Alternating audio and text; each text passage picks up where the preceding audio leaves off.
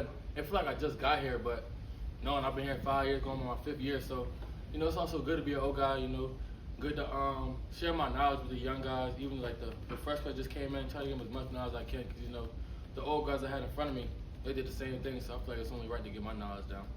What's some advice you give to the young guys? With the DBs, I tell them a lot of time about the technique, angles, and I tell them how to approach like every day at practice. Like every day obviously is not. Some days you're gonna get beat. Just some days how it is. Playing man a lot in this defense.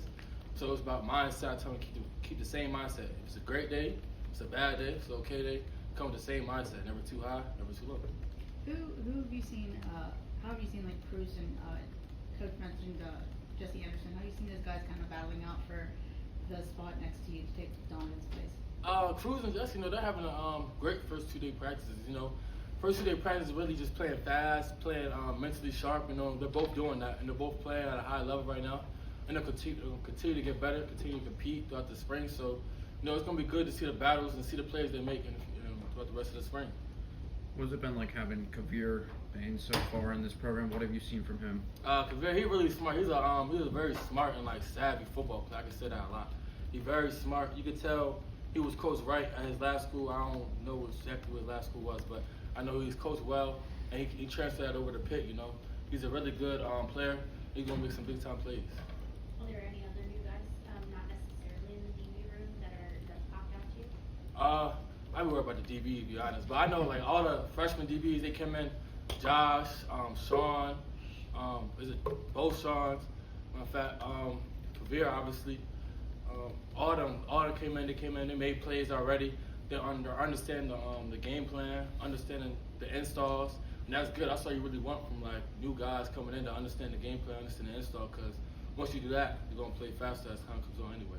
Over the years, there's been some high-profile safeties that have come out of this program. Have you followed those guys, and do you have a chance to talk to them at all about what it means to be a safety at Pitt? Yeah, I talked to obviously being younger under Eric, being younger under Brandon Hill, DeMar Hamlin, Paris Ford. I talked to all 4 of them guys about what's the things that made them successful, what's the things that they wish they could redo and be better at, and they gave me steps. They give me steps every time I ask, and I don't hesitate to ask them guys at all, because I know they're one phone call away, and they're always going to answer my phone, so I always ask them for steps and guidance every time. How did last year ended impact how you guys are approaching this year? The approach is just to finish. We know we're a good team, we have good players, we can beat any team we set our mind to if we play a great game, but the focus is on winning the inches, because when you lose the inches, you're ultimately going to lose the game, and that's what we feel like we did the last 7 games of the season. We lost the inches, we made us lose the game. So focus on is winning them inches, winning each moment, and never taking two moment lightly or too big, and just playing through the game and finishing. What about your own game? What are some of the things you've been trying to focus on this offseason, heading into spring camp? What are some of those things? For me personally, it's mostly coverage, mental aspect, knowing what's going to happen, knowing what's going to happen. Because a lot of times I feel safety. If you know what's going to happen, you're going to make the play even before. That's what D. Ham, Eric Haller, they were really smart guys. They made the play before they played even started, just knowing what's going to happen. That's why I asked them a lot too. They told me a mental game, it's a lot of mental game.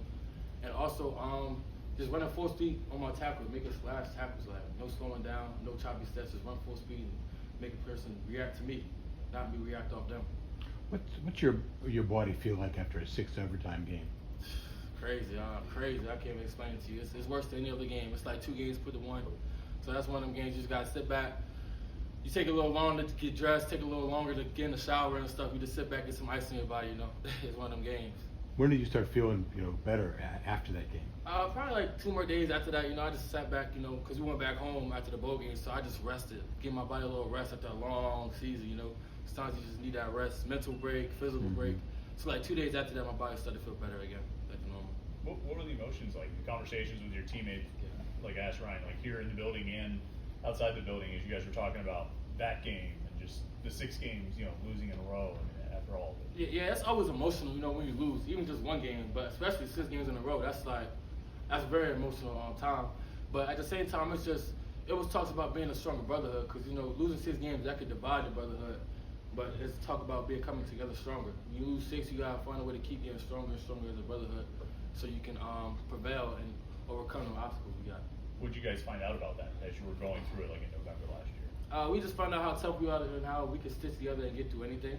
You know, like, even through bad times, we know there's gonna be work that we gotta put in, and with us together, we can get through anything. So just never doubt each other. How would you describe the difference facing the offense now with Eli that had a year as opposed to remembering what it was like practicing against them last year? I guess I'll say it's more like upbeat, uptight. You know, last year they was trying to get everybody was learning the playbook. Eli, the first receivers, Tay, Kanate, Mumphy, all of them. They was learning. Now the guys, Eli, they know the playbook. They coming just like us. We know our playbook. So now it's just more fast paced. We hit the ground running from day one instead of from last year. Now they learn the playbook a little slower. So now it's just hit the ground running. Let's compete.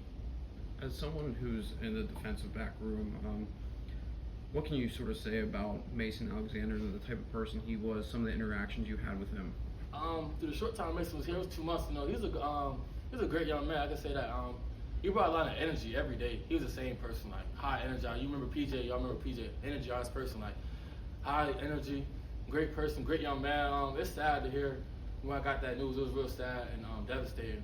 But I wish his family the best, and I know he's in a better place now with God.